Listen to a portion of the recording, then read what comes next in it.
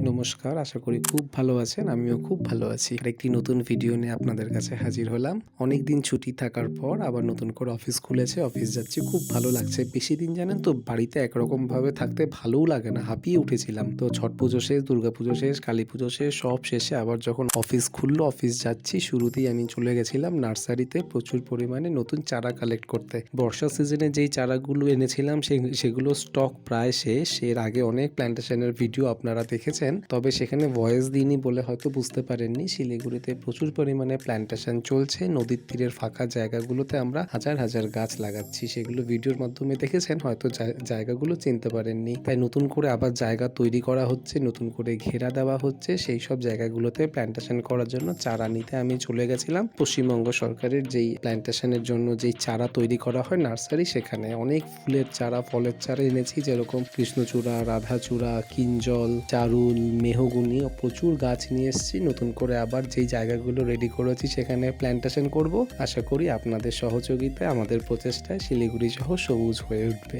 আজ এ পর্যন্তই। ততক্ষণের জন্য ভালো থাকুন, সঙ্গে থাকুন। আরও নতুন নতুন ভিডিও নিয়ে আপনাদের সামনে হাজির হব। ধন্যবাদ।